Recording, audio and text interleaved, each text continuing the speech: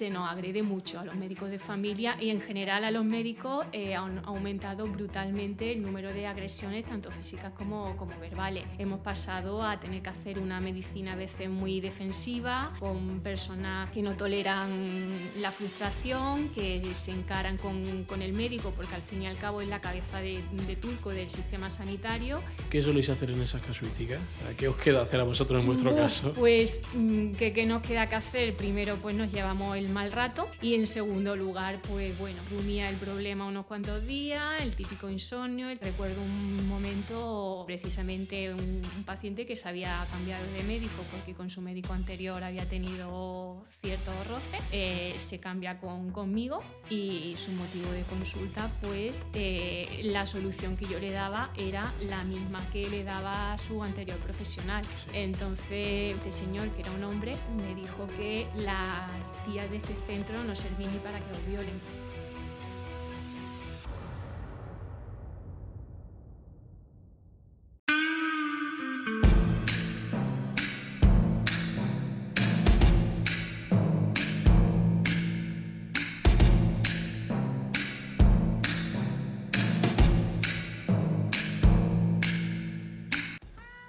¿Qué tal a todos? Bienvenidos un día más a Historias Profesionales, el podcast donde conocemos las trayectorias, experiencias y consejos de diferentes profesionales de industrias y roles. Hoy nos acompaña María José, médico de familia en el Centro de Artilleros, Salud de Artilleros, mejor dicho, y especialista en medicina familiar y comunitaria, que me has dicho comunitaria también, importante. Con una trayectoria marcada por su dedicación al cuidado de la salud en la atención primaria, María José nos va a contar sobre su experiencia en hospitales, centros de salud y cómo ha vivido la evolución de la medicina en la proximidad de España. Lo primero, ¿cómo estás? Hola, buenos días. Antes de entrar, siempre le pregunto lo mismo a todos los invitados. Bueno, María José, tú eres metida realmente. ¿Quién dirías tú que es María José, lo primero de todo? María José, pues una persona sencilla, muy honesta, muy luchadora y muy trabajadora. Vamos a empezar por la parte de trayectoria. Como poca gente te conoce, empezaré diciendo, eres de Alcalá Real, un pueblecito de Jaén. Eres del 77. Bueno, y estudiaste allí, de hecho, en la EGB de Safa, en Alcalá Real. Lo primero de todo, antes de ser médico hoy en día, tú siendo una niña, siendo adolescente allí en el pueblo, ¿en qué momento para ti te llegó esa inspiración o ese tengo claro que quiero ayudar a la gente, tengo claro que quiero ser médico? ¿Por qué? Pues yo creo que me marcó bastante una enfermedad grave de un primo de mi edad, un primo con un cáncer que estuvo muy malito y bueno, tengo recuerdos vagos de aquella época. Yo tenía 5 años, mi primo tenía 4 años y todo el trasiego de familiares, de verlos llorar, de verlos preocuparse y luego pues ir a ver a mi primo en el hospital, ver cómo se le cayó el pelo. Pues no sé, yo creo que probablemente ahí fue cuando dije, esto de ser médico, salvar personas que han salvado a mi primo. Yo creo que probablemente ese fuese uno de los detonantes. A raíz de eso, bueno, pasaste a estudiar medicina en Cádiz. Entiendo que ya durante el bachillerato estuviste focalizándote en salud, especializándote en todo el tema. ¿Te fuiste a Cádiz porque tenía nota de corte más baja, no? ¿Sí, puede ser? Sí, de hecho yo primero entré en enfermería en Granada y luego no me llegué a matricular, luego en segunda vuelta sí que bajó un poco la nota de corte y entré en Cádiz y no me lo pensé, me fui a Cádiz. ¿No querías enfermería? Hubiese hecho enfermería porque yo soy una de las personas que me gusta acabar lo que empiezo, pero estoy segura de que aunque hubiese hecho enfermería al final habría acabado haciendo medicina. Totalmente. Te especializaste entonces, tras terminar el grado, entiendo, en medicina familiar y comunitaria, ya aquí en Madrid, en la unidad docente de la antigua Área 1, que es el Hospital Gregorio Marañón, ¿no? Sí. ¿Cómo fue? Porque claro, hiciste el grado, entraste en la famosísima residencia. Bueno, entonces no era grado, ¿vale? Claro. Yo ya tengo más edad y realmente medicina era una licenciatura, no era un grado y sí, cuando acabé la carrera en Cádiz estuve un año preparándome el MIR y cuando me presenté al MIR, pues entre las opciones que tenía, a ver, siempre cuando eres estudiante vas teniendo rodaje por los distintos servicios, yo sí que me di cuenta, por ejemplo, que la cirugía no. ¿Vale? Entonces, de entrada tenía totalmente descartada la cirugía, sí que quería una especialidad clínica y una especialidad en la que hubiese contacto con personas, con la gente. Y bueno, pues con la nota que saqué en el MIR me daba para medicina de familia prácticamente en toda España. Entonces sí que, bueno, dije, bueno, medicina de familia es una especialidad en la que luego voy a irme a un centro de salud, voy a pasar consulta, pues quiero formarme en un hospital grande, en un hospital con movida, en un hospital donde haya marcha. En Madrid, cómo no. En Madrid, sí. ¿Qué tal el proceso de la residencia que aprendiste durante todos esos años de formación? Pues primero aprendí que una vez que acabas la carrera no estás para nada preparado para enfrentarte por primera vez a un paciente. Y luego, pues claro, aprendizaje diario. Vas aprendiendo de tus residentes mayores, vas aprendiendo de tu tutor, vas aprendiendo pues muchas cosas y diariamente. Además, de hecho, tiene bastante fama, como yo conocía bastantes médicos o médicas, las residencias son bastante duras por el tema de las guardias 24 horas. ¿Qué tal esa parte también al respecto? Pues a ver, el día que yo terminé mi última guardia dije, a Dios pongo por testigo que si no es por pura necesidad no vuelvo a hacer guardia. Sí, me parece, o sea, es muy duro, muy duro. Las guardias son durísimas. Ahora entraremos justo en ese tema. Bueno, por terminar también la parte de la trayectoria, terminaste la especialidad y tengo por aquí apuntado que encadenaste, decías tú textualmente, varios contratos, algunos de un solo día. Tengo por aquí puesto. Algunos no, muchos. ¿Cómo es eso? ¿Cómo es que había esa inestabilidad laboral, sobre todo en el mundo médico, en ese sentido? O sea, a nivel de un solo día. Pues sí. Una vez que acabamos, nos dedicamos a hacer suplencia y entonces te van llamando un día aquí, un día allí, otro día allá para cubrir pues suplencia de un día, suplencia de 2 días. A veces te contrataban de lunes a viernes para no pagarte el fin de semana, no cotizabas el fin de semana y bueno, sí, efectivamente, así son las cosas. Y yo en el fondo creo que me considero afortunada porque mi historial de contrato igual solo mide esto, pero hay historiales de contrato así. Porque bueno, sí que es verdad que luego al final fui encadenando bajas más largas, cositas más largas, pero sí, tengo muchísimos contratos de un día, de 2 días, sí. Luego tengo por aquí puesto tras dichos contratos, conseguiste, citas textualmente, una comisión de servicios. ¿Qué es esto de una comisión de servicios? Pues una comisión de servicios es un médico que deja la plaza que tiene en propiedad para dedicarse a otra cosa, esa plaza queda desierta y la ocupa un profesional que está como temporal. Porque tu plaza, o sea, ya habías hecho la oposición, o sea, ya estaba conseguido, perdón. No, yo mi oposición me examiné en 2019 y me incorporé a mi plaza por oposición en 2023. Hasta 2023 yo he estado como personal eventual. Justo, por eso digo, la comisión en servicio, entonces es cuando no tienes la plaza, le estás dejando tu puesto a otra persona, ¿o cómo funciona? Sí, eso es una persona que tiene una plaza en propiedad, o bueno, a veces no tiene por qué ser una plaza en propiedad, puede ser un interino que dice, oye, mira, quiero dejar esta plaza. Te la dejaron a ti en este caso, claro. Sí, vale, eso es lo que no estaba entendiendo. Sí. Vale. Y eso era en el doctor Cirajas, tengo lo que apuntado. Eso fue primero en el Centro de Salud de Valdebernardo y luego en Dr. Cirajas, donde efectivamente he estado uno de mis periodos laborales más largos, 11 años, como comisión de servicio, efectivamente. Ya por último, como acabas de decir, ya en el 19 estás diciendo justo, ya conseguiste tu plaza y entraste, entiendo, ya para el Centro de Salud Artilleros y más cosas. En el 19 nos examinamos. He de decir que el proceso de esta oposición ha tardado en resolverse 4 años. ¿4 años? Sí, de 2019 a 2023. No tenía ni idea de que era así de... Sí, efectivamente. ¿Eso siempre era antiguamente así también? ¿Eso es cosa de ahora? No. ¿Eso es lo de Madrid? No es lo normal. A ver, normalmente sí que cuando se hace una oposición, el tiempo medio en que tarda en resolverse, desde el examen hasta que los que han aprobado cogen la plaza, entre 1 año y medio, 2 años. Esto ha sido algo realmente un poco fuera de lo nunca he escuchado eso en ningún otro sector que no sea... No, efectivamente. Pues todo eso era sobre la parte de trayectoria. Ahora sí quiero entrar en la famosa guardia, en lo que es el día a día.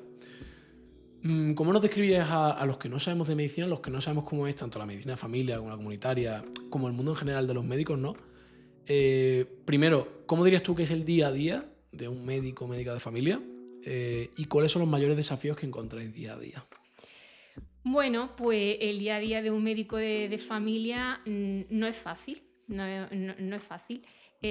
Nosotros afrontamos nuestra consulta, en el mejor de los casos, con 34 pacientes citados, ¿vale? Digo lo de los 34 porque sí que después del acuerdo de huelga que duró 5 meses de los médicos de familia, sí que conseguimos algunas mejoras a nivel de calidad asistencial, ¿vale? Entre ellos, limitarnos el número de personas en agenda, a 34 los médicos de familia y a 24 los pediatras, y poderles dedicar mínimo 10 minutos a los pacientes, ¿vale? Solo aquí en Madrid entiendo que el trato, ¿no? El En pacto. principio esa huelga fue en la Comunidad de Madrid y las mejoras que se consiguieron fueron aquí en Madrid. En algunos sitios se respeta, ¿vale? En otros sitios, por falta de personal, es imposible al final ver 34 personas, tener 34 personas en la agenda. Se fuerza y donde empiezas con 34 puedes acabar con 50. Todos los que hemos escuchado medicina siempre pensamos en los médicos en los hospitales, resolviendo casos, tratando pacientes en camilla. Pero realmente, ¿cuál dirías tú que es la gran diferencia entre un médico de familia y un médico en un hospital? Bueno, pues la gran diferencia, como es obvio, es la longitudinalidad en la asistencia. ¿Vale? Nosotros vemos al paciente, el paciente entra por el centro de salud con 15 días a su primera revisión con el pediatra. Una vez que acaba la edad pediátrica, pasa al médico de familia y se le atiende en el centro de salud desde que nace hasta que muere. Entonces eso da mucho roce, llega a conocer al paciente muy, muy bien, sabe pues cuáles son sus tratamientos, sabe sus alergias, sabe un poco pues toda su trayectoria, y te enfocan no solo en el paciente como enfermo, sino como en el paciente como integrante de una familia, de una comunidad, con sus problemas personales, laborales. Acabas conociendo un poco la vida del paciente, si no mucho. En estos, me voy a tirar el número, no sé si era 20 años de carrera, aprox. ¿Cómo dirías tú que ha cambiado la relación precisamente con el paciente? Tanto por la evolución tecnológica que ha habido, la digitalización. ¿Cuál es la diferencia que tú has ido observando a lo largo de tu carrera? A ver cómo lo digo sin herir sensibilidades. Se nos agrede mucho a los médicos de familia, y en general a los médicos ha aumentado brutalmente el número de agresiones, tanto físicas como verbales.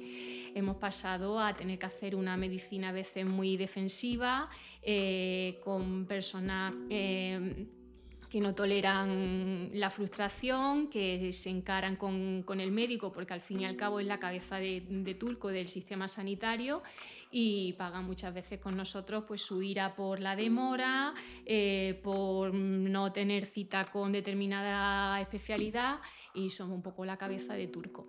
¿Qué soléis hacer en esas casuísticas? ¿Qué os queda hacer a vosotros en vuestro caso? Pues, ¿qué nos queda que hacer? Primero, pues nos llevamos el mal rato, ¿vale? Porque no es agradable confrontar así con una persona, sobre todo cuando eres una persona respetuosa y honesta. Y en segundo lugar, pues bueno, hay veces que rumía el problema unos cuantos días, el típico insomnio, el típico malestar, pero bueno, al final se te acaba pasando. Sí que tenemos un protocolo para denunciar todas estas situaciones conflictivas, bueno, pero vamos, que van en aumento, sí. Y el problema es que muchos de nosotros, pues por lo tedioso, o porque no tenemos tiempo, o porque sinceramente decimos, mira, no merece la pena porque al final nunca pasa nada, pues no se notifican estas situaciones. Esto lo mencionaban también muchos psicólogos. ¿Hasta qué punto os cuesta a vosotros separar vuestra vida profesional de la personal y no llevaros a casa lo que os pasa luego en consulta? Pues a mí, que soy una persona muy visceral, me cuesta mucho. Me cuesta mucho, sí. Totalmente. Justo hablando de este tema, se habla mucho sobre la presión que sufrís en consulta, lo has mencionado tú, la agenda, las famosas guardias de 24 horas. ¿Cómo vives tú todas estas situaciones? Y de nuevo, ¿qué crees que se podría mejorar en el sistema de atención primaria? La inversión. La inversión. La inversión, sí. En principio, la atención primaria debería ser la base del sistema sanitario. Para ello se necesitaría una inversión mínima en atención primaria del 25%. ¿Vale? La media de inversión en España entre todas las comunidades autónomas no llega al 15%. En Madrid roza el 11%. ¿Vale? Entonces, un sistema sanitario con una atención primaria fuerte, potente, bien dotada, sobre todo con la dotación me refiero a los recursos humanos, sería capaz de resolver prácticamente el 90-95% de los problemas por los que consultan los pacientes sin necesidad de derivar a otros niveles. Entonces empezaría mejorando la inversión en atención primaria, como es obvio. ¿Cuáles son esos grandes problemas o desafíos que crees tú que podría, por ejemplo, resolver una gran inversión en el sector ahora mismo? O los que tú realmente estás viendo día a día, en los que te podría ayudar. Pues a ver, si es que, pues mira, por ejemplo, debido a la falta de inversión, hay muchos centros, creo que de los 265, 66 centros de salud y consultorios que hay en Madrid, hay un 73% de centros que tienen plazas descubiertas, con la consiguiente sobrecarga al resto de compañeros que tienen que asumir esas consultas, con la consiguiente demora. La demora media en Madrid para conseguir una cita con el médico de familia varía mucho dependiendo de la zona geográfica, ¿vale? En zonas con mayor poder adquisitivo, como la gente tiende mucho a tener seguros privados, sí que es más fácil conseguir una cita y una demora de 1 o 2 días. En lugares con menos poder adquisitivo, pues puede rondar los 15-20 días, incluso los 30 días. Pues a ver, es que normalmente los pacientes que consultan en atención primaria tenemos 2 tipos de pacientes. Pacientes que consultan por patología aguda y seguimiento de crónico. La demora hace que no puedas hacer un correcto seguimiento de tus pacientes crónicos y que no puedas atender adecuadamente la patología aguda, porque una gripe dentro de 30 días ya se me ha quitado. Entonces, claro, son pacientes que consultan de urgencia, que al final, como no se pueden asumir en atención primaria por la demora, acaban yendo por patología menos grave a hospitales de referencia, sobrecargando también los hospitales. Entonces, claro, es todo un círculo vicioso derivado de la falta de recursos de atención primaria. Así están luego los triajes, los hospitales, claro, justo. Ahora sí, sobre las famosas guardias de 24 horas, que este tema lo quiero atajar. Yo recuerdo, tenía una compañera de piso, desde aquí un saludo si nos está escuchando, que me comentaba mucho, dice, los camioneros en España, si no mal recuerdo, por la seguridad de la gente y por su propia seguridad, tienen limitadas las horas de conducción a 8 horas, por ejemplo. Sin embargo, los médicos que prestáis atención a la gente tenían guardias de hasta 24 horas. Mi pregunta aquí es, ¿cómo crees que el sistema debería atajar el problema de las guardias de 24 horas? ¿Y hasta qué punto realmente para vosotros es peligroso trabajar tanto tiempo seguido? Vale. Pues a ver, si un turno de trabajo para un trabajador habitual suelen ser 8 horas, pues está claro que sí, que la urgencia tiene que estar cubierta 24 horas, ¿vale? Porque la gente no elige la hora a la que se pone enferma, pero habría que hacer 3 turnos. 3 turnos. Claro, efectivamente, turnos de 8 horas, turnos compatibles con el descanso, con la conciliación familiar, con la salud mental. Ya lo has comentado también antes, con el tema de la gente. A este respecto, por ejemplo, ya te dije que yo cuando de residente terminé mi última guardia dije, adiós, pongo por testigo de que no volveré a hacer guardia. Pero, a ver, yo, por ejemplo, he hecho la cuenta durante mis 3 años de residencia, ¿vale? Si mi jornada laboral fuesen 8 horas, yo estaba haciendo un exceso de jornada de 16 horas diarias. Eso por 5 guardias al mes de media durante 3 años, si se cotizara, sería un año de cotización, ¿vale? Las guardias cotizan un día. Los compañeros que trabajan a nivel hospitalario, que hacen guardias, por trabajar 24 horas, están cotizando como si estuviesen haciendo una jornada de 8 horas. Sin contar con que las guardias encima las pueden poner un domingo, un festivo. Efectivamente, por no hablar de domingo, eso es, de festivo, claro. Efectivamente. Hemos comentado el problema de las guardias. Has hablado también el tema de la agenda, de lo apretada que tenéis la agenda. nos has hablado de tensiones con los pacientes, pero ¿cómo realmente has vivido, primero, esos momentos de tener muy poco tiempo con los pacientes? ¿Cómo le afecta a ellos? Y también, ¿cómo has vivido la transición ahora? Nos has comentado después de la huelga que habéis conseguido rebajar un poco ese tiempo. Pues mira, Antonio, a mí el cambio de la agenda se instauró cuando yo justo me incorporaba a mi plaza. Entonces, claro, iniciar una consulta es duro porque no conoce a los pacientes, algunos pacientes se enfadan porque su médico, el médico que tenían se va, y son consultas que necesitan más tiempo. Entonces yo cuando mis primeros días dije, ¿cómo hubiese yo sido capaz de sobrevivir en la consulta si hubiese tenido 5 minutos por paciente como teníamos antes? Y entonces pues agradecí mucho tener los 10 minutos porque, claro, a ver, no es lo mismo ir a una carnicería y que haya cambiado tu carnicero, que le pides tu kilo de pollo y te da tu kilo de pollo. La relación médico-paciente es muy distinta a otras relaciones profesionales. Entonces, a ver, tú no puedes pretender presentarte a una persona a la que ves por primera vez, revisarte bien todo su historial, preguntarle qué le pasa. O sea, eso se necesita tiempo. Incluso yo diría que es peligroso hacer un diagnóstico en 5 minutos y considerar la enfermedad que tiene alguien a riendas de que le puedes decir algo que no es. Claro, eso es lo peor que puede ocurrir, claro, creo yo. Efectivamente. Y aún así, bueno, pues obviamente no estamos exentos de cometer errores como cualquiera, ¿no? Sí que es verdad que intentamos ser sumamente cautelosos, pero bueno, claro, somos humanos. Vamos a tocar un tema sensible que me interesa indagar, porque la verdad que no lo he escuchado mucho, pero es verdad que en Madrid se comenta, es sobre la privatización del sector.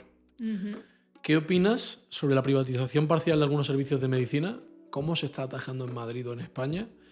Y si la consideras una solución a la falta de recursos o no. A ver... sensible el tema. Sensible el tema, sí. En principio, a ver, pienso que todos los ciudadanos en España pagamos unos impuestos, ¿vale? Yo estoy encantada de que prácticamente el 30% de mi sueldo se me vaya en impuestos, para que gente que tiene menos recursos pueda tener derecho a un tratamiento para un cáncer si hace falta, para que los niños puedan estar escolarizados. Entonces, pienso que si estamos pagando con nuestros impuestos la sostenibilidad de un sistema ya no sanitario, sino educativo, sino de política social, creo que ese dinero se debería gestionar mejor para que, como pasa en otros países, sobre todo los países nórdicos, el sumum del sistema fuese lo público, lo mejor fuese lo público. O sea, con la financiación a través de impuestos, la sanidad pública debería ser el sumum. Nadie tendría por qué buscarse un seguro privado. La educación pública debería ser el sumum. Nadie tendría que buscarle a su hijo un colegio público concertado. Entonces, partiendo de esa base, pues claro, la teoría o lo que pasa es: dejo que se deteriore lo público para que parezca malo, y al final la gente acaba buscándose un seguro privado. Pero ojo, esto también es un arma de doble filo, ¿vale? Porque no todos los seguros privados tienen coberturas totales, ¿vale? Entonces también te encuentras en la consulta gente que tiene un seguro privado, una mujer, por ejemplo, a la que le han hecho una mamografía, le descubren un cáncer de mama, vale, muy bien, pues hasta aquí llega tu seguro, ya a tratártelo a la seguridad social, porque tu seguro no lo cubre. Entonces, bueno. Pues mirando ahora hacia el futuro, tema delicado también. ¿Cómo ves el futuro de la medicina y qué tendencias crees que van a marcar la próxima década? Ay, madre, a ver, siempre me he considerado una persona optimista, pero es que a día de hoy el optimismo creo que queda fuera de lugar. Porque mientras no cambiemos un poco el chip, ¿vale? Pues no va a cambiar nada. Entonces, claro, ya te digo que el futuro debería pasar por invertir sobre todo en atención primaria. Mientras no se consiga eso, vamos a seguir igual o peor. ¿crees también, o sea, has hablado del sistema, pero respecto a la salud de los pacientes o de los españoles en este caso, ¿crees que la gente cada vez se cuida más, se cuida menos, se descuidan? ¿Qué opinas aquí? A ver, pues depende, ¿vale? Yo veo muchas frivolidades. Desde la persona obesa que prefiere usar una inyección para perder peso en vez de hacer una dieta equilibrada, saludable y ejercicio físico, hasta personas que por el aumento del nivel de vida no pueden comprar 1 kilo de manzana y prefieren comprar una bolsa de magdalenas para que sus hijos merienden. Entonces, claro, todo eso al final repercute en la mala salud. Totalmente. Luego, lo he comentado antes por encima, pero hablando un poco de la digitalización o la telemedicina, ¿hasta qué punto hoy en día os ha influido y cómo crees que va a cambiar hacia el futuro? Porque ahora creo que hay consultas también por teléfono, por ejemplo, a médicos. Sí, a ver, nosotros en principio telemedicina, por ejemplo, vía imagen, ahora mismo no. Sí que, me refiero con pacientes, sí que por ejemplo tenemos la posibilidad de un paciente con una lesión dermatológica, le hacemos una foto, se la mandamos al dermatólogo y hacemos una interconsulta telemática, el dermatólogo nos responde, o un paciente con un electro que creemos que es conveniente que lo valore el cardiólogo, le mandamos el electro, pero a nivel de paciente, videoconsulta con pacientes como tal en atención primaria ahora mismo no existe. Sí que existe la llamada telefónica. Entonces, bueno, pues sí, hay determinadas consultas que es muy factible solucionarlas por teléfono. Por ejemplo, el típico paciente, oye, mira, que tengo colesterol, que me toca la analítica ahora en estos meses. Pues muy bien, le pides tu analítica y yo siempre pregunto, oye, para el resultado, ¿prefieres que te cite por teléfono? ¿Prefieres que venir a la consulta? Pues mira, como es solo para los resultados, prefiero que me cites por teléfono. O muchas veces digo, oye, mira, como hace mucho que no te veo en la consulta, no sé cómo tienes la tensión, para el resultado en vez de por teléfono te cito presencial. O no sé, hay muchas consultas que sí que se pueden resolver telefónicamente. La mayoría no. Normal. Vale, claro, necesitas necesitas ver al paciente, necesitas explorarlo. Si tienes que hacer un diagnóstico. Sí, de hecho, muchas veces una consulta telefónica deriva en, oye, mira, esto no te lo puedo solucionar, te doy cita presencial. Lo que pasa que también es verdad que suele haber mayor accesibilidad a las citas telefónicas, el paciente coge la cita telefónica aunque el motivo no se pueda solucionar y eso al final acaba en una consulta presencial, claro. Luego, otro tema muy recurrente aquí en el podcast, que le pregunto a todas las profesiones, es sobre la IA. ¿Hasta qué punto a vosotros os ha influido la IA? ¿Y hasta qué punto también crees que va a influir a la gente? Porque me da la impresión de que la gente últimamente para las consultas cada vez usa más a la IA en vez de a los médicos. Claro, sí. A ver, yo como médico realmente recurro poco a la inteligencia artificial, ¿vale? Pues porque hay cosas que a la inteligencia, hay factores y condiciones que a la inteligencia artificial se le escapan, afortunadamente, en el mundo de la medicina, pero yo entiendo que como paciente, como usuario de la sanidad, tengo estos síntomas, quiero saber qué me pasa. Pues sí, lo que pasa que, claro, bueno, a veces tienes que saber dónde consultar. Yo soy muy de facilitarle a mis pacientes páginas fiables para que consulten, para que lean, para que...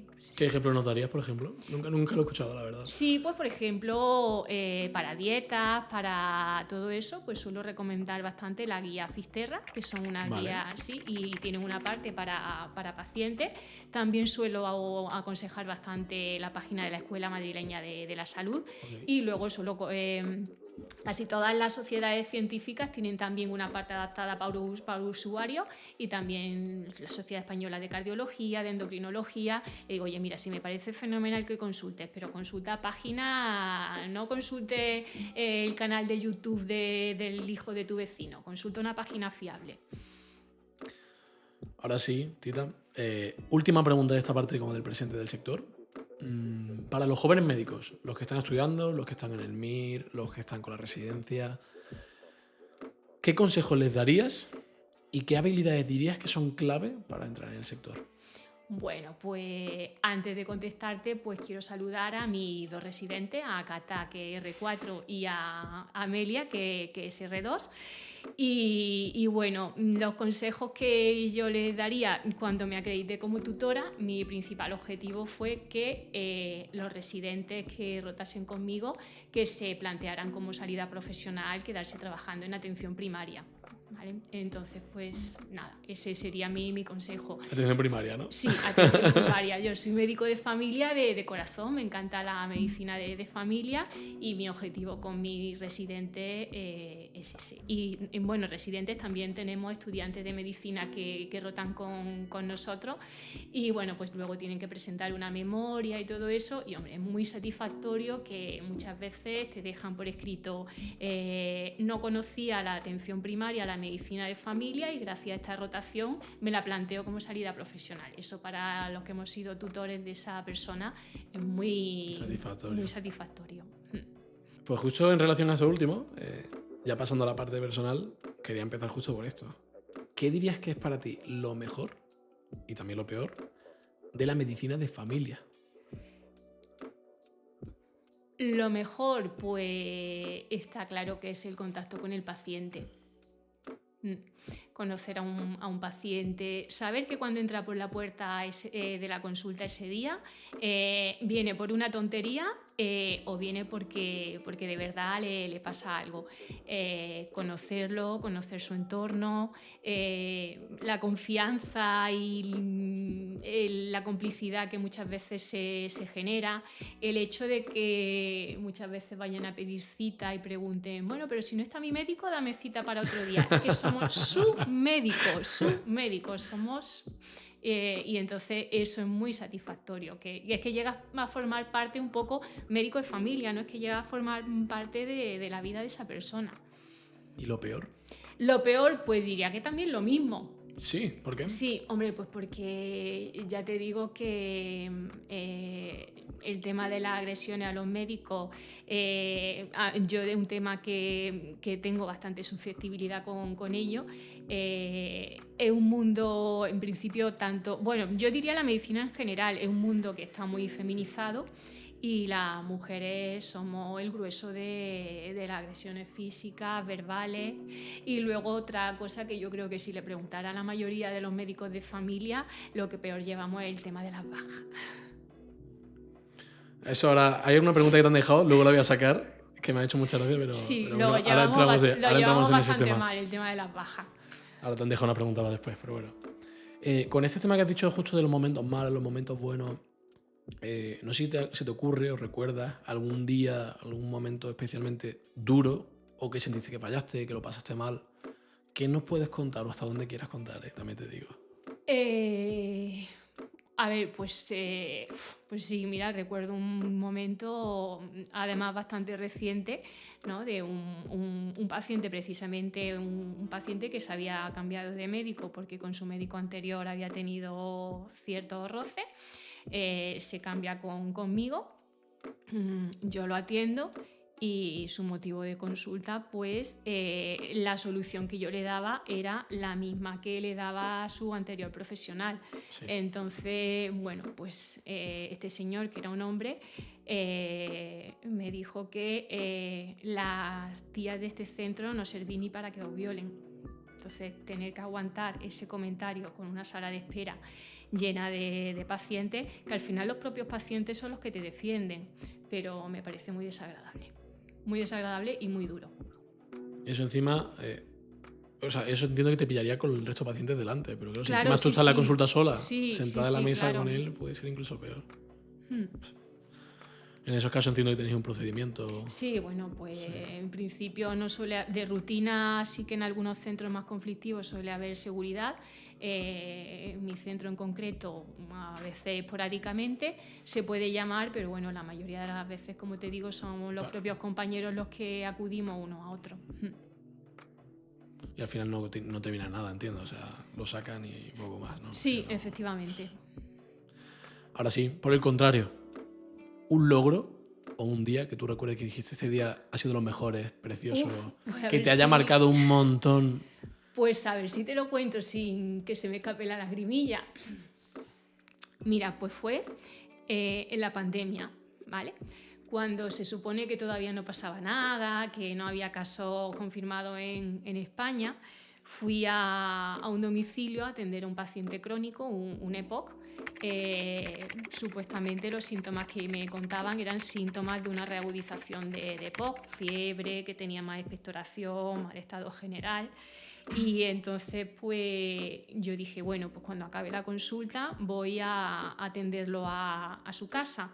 Fui a atenderlo a su casa, claro, pues no, todavía no teníamos ningún tipo de medida de aislamiento, ni EPI, ni mascarillas, ni nada. Considero que yo siempre he sido bastante pulcra, así que suelo tener muy buena higiene de manos, uso guantes, pero bueno, yo salí del domicilio. Y a los 2 días el paciente ingresa en el hospital con COVID.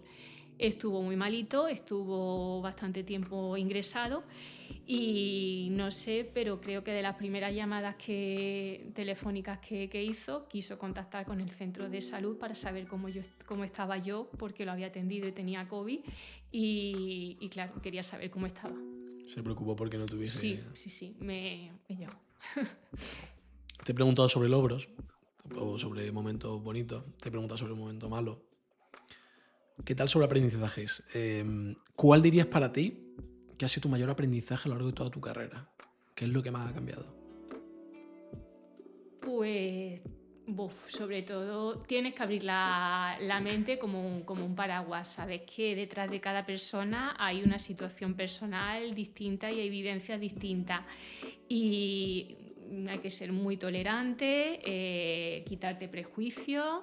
Estamos para atender y para ayudar, no para juzgar, básicamente. Ahora, estoy seguro de que tienes un montón de anécdotas que contar. Nos has contado ya la bonita y la triste, por así decirlo, la fea. ¿Tienes alguna única que tú digas, wow, esto va a impresionar o esta es muy graciosa? ¿Tienes algo que te haya marcado algún día que tú dijiste, wow, esto es...? Pues no sé, graciosa, seguro que más de uno. Muchísima sí. y a menudo. Pues no sé, aparte de lo del señor del COVID, pues mira, también tenía en mi antiguo centro de salud, tenía unos pacientes invidentes que venían a verme con su perra Lazarillo. Y cuando todavía no atendíamos pacientes presenciales ni nada de eso, pues sí que cogieron una cita telefónica porque sabían que yo adoraba a la perrilla para decirme que la perrilla había fallecido. Hola. Entonces, bueno, si es que al final acabas muy unido a los pacientes. Muy bonito, por ejemplo, atender a una mujer embarazada, que luego vengan a presentarte al bebé. Son cosas muy, muy bonitas, sí. O que te pregunten por tu familia. Hay pacientes... ¿A ese nivel? Sí. ¿Tiene hijos y qué edad tienen? Sí, se preguntan y muchas veces, ¿tu hijo bien? Muy bien, pues nada, sí. ¿Cuál dirías, por cierto, cuál puede ser la persona con la que más tiempo has estado en años? O sea, de estar, oye, llevo 10 años con este paciente, 15 años. ¿Cuál puede ser tu récord en este caso? Pues probablemente en mi antiguo centro de salud, que como te dije estuve 11 años, imagino que claro, temporalmente ahí. Y casos así que llegué a conocer, bueno, pues bastante. No sé, es que hay cosas que te llegan desde, oye, que también nos pasa, ver la gente decir, otra vez se me ha citado fulanito con lo pesado que es. O, no, que también nos pasa. Sí. Obviamente al final eres un profesional, atiendes perfectamente lo mejor que puede a cualquier persona, pero no sé, pues yo qué sé, sobre todo acabas teniendo bastante vínculo con los pacientes oncológicos.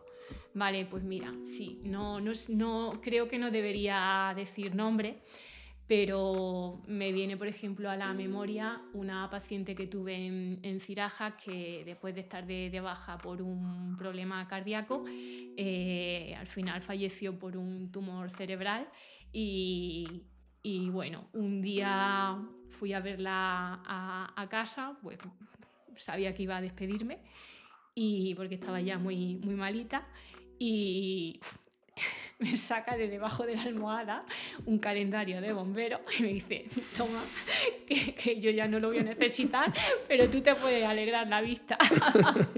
Y me hizo muchas gracias. Dije, hay que ver cómo eres. Y entonces me fui de esa casa triste, pero con pero una se sonrisa. Te quedó grabado 100%. Sí, te dan muchas lecciones de vida a los pacientes, sí.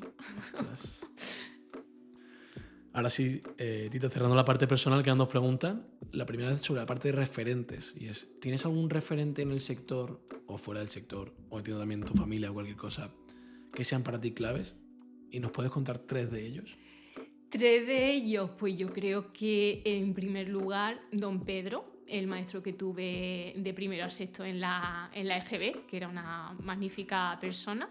Yo creo que a mí se me ha olvidado resolver matrices, resolver integrales, pero sigo leyendo, sigo escribiendo, sigo intentando no tener faltas de ortografía, ¿no? Y eso nos lo enseñó don Pedro. Eso en primer lugar.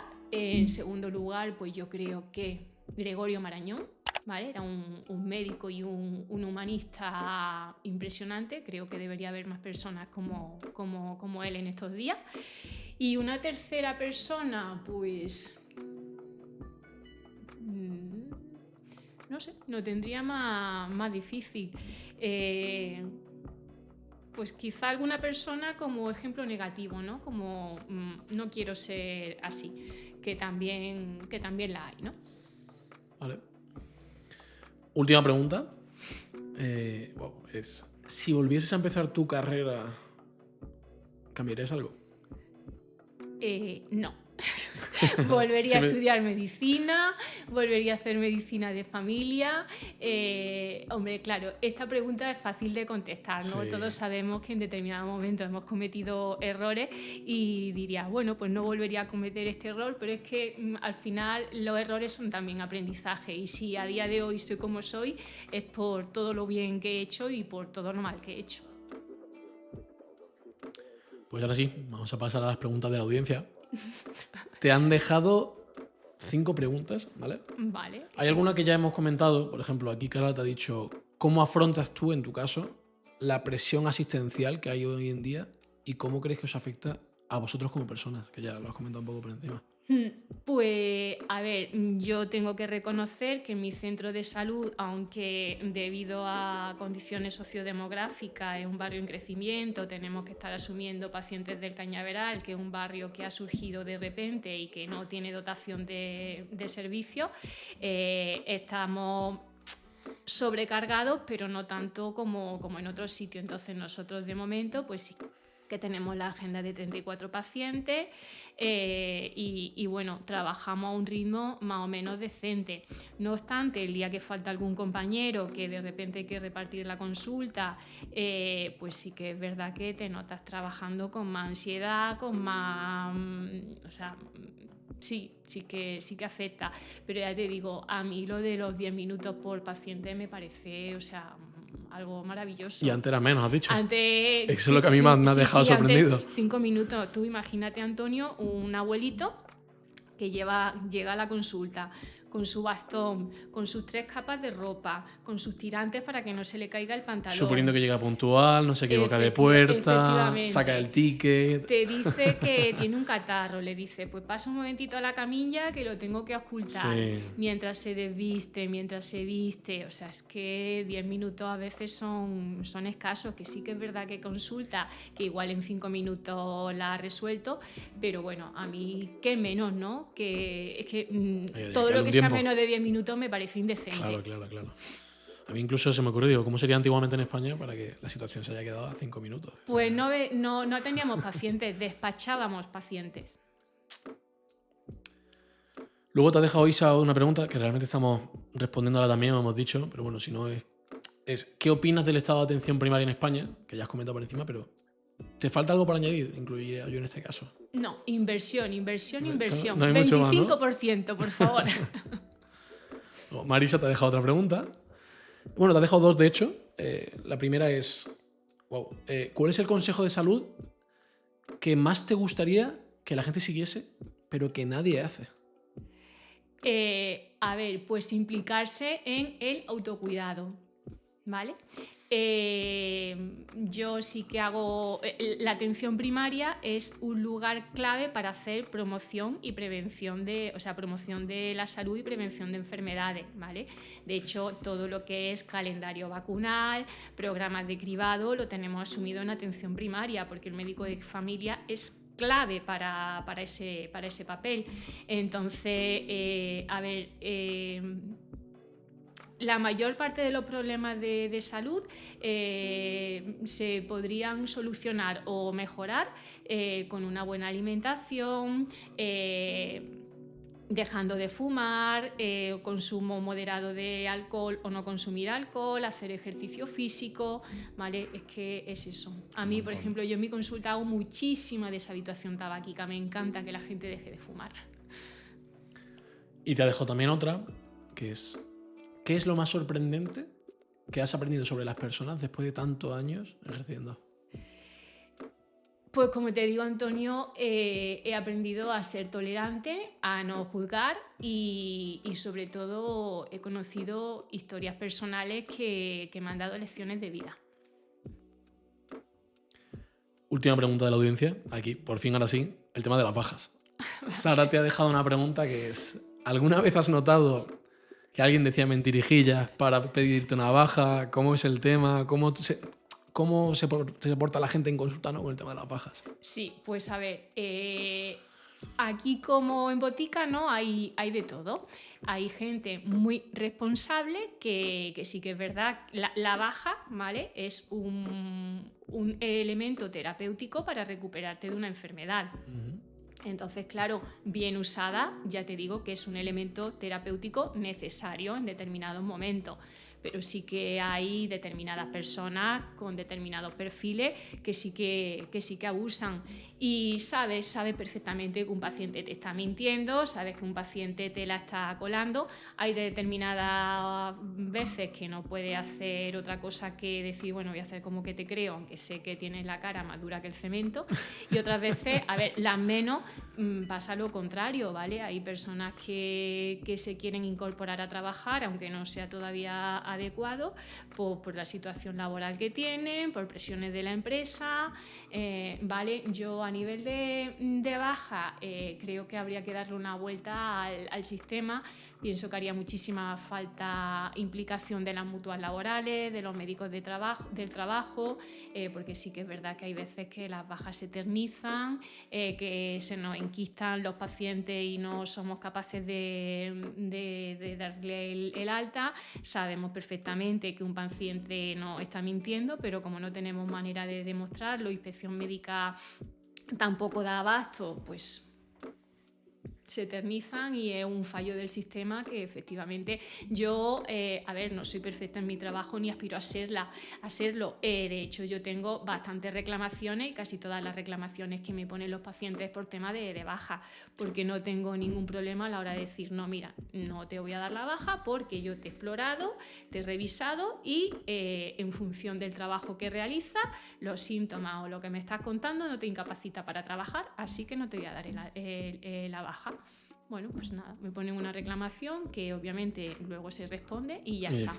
Pero por lo menos, claro, pues, o sea, somos gestores también de dinero público, ¿no?